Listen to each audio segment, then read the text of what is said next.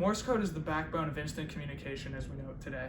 Morse code was first popularized by Abraham Lincoln in the American Civil War and has been further used in World War I and World War II due to its sheer simplicity and ease of use, as well as its rapid use. We were tasked for this project to create a transmitter and receiver that is capable of both sending and receiving Morse code through sound and visual cues. My name is Reese Styler. We are Group 15, and this is our submission for the MAE 211 final project. The first thing the transmitter code asks for is user input. The input asks if the user wants to transmit the Morse code automatically or manually, and with a light or with sound. For auto mode, a while loop cycles through each character of the input and transmits it automatically. For manual mode, the user can press a button that transmits sound or a light on command with the press.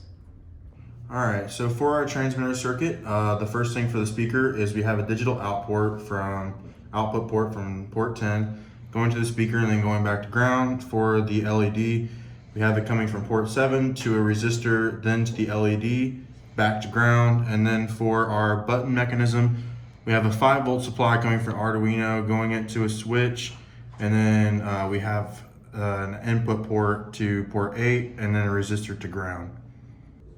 In order to have the receiver work properly, first we had to have it sit and wait for it to receive a high value. So this would either be a light from the photoresistor or a loud enough sound from the microphone. Then it would add 1 to this length variable and it would repeat that cycle over and over again, every half second. And then eventually when it starts consistently recording lows, then it would enter this decoding function, which was a string of if and else statements, basically saying this is a dot, this is a dash, this combination of dots and dashes is an A, B, C, and so on and so forth. This is our circuit for our receiver. We have a switch to select light or sound, and that just runs into our digital pin 4. And then for our light circuit, we use a voltage divider with a photoresistor, and that goes into an analog input. And for our sound board, we have it go into digital input and pin 10.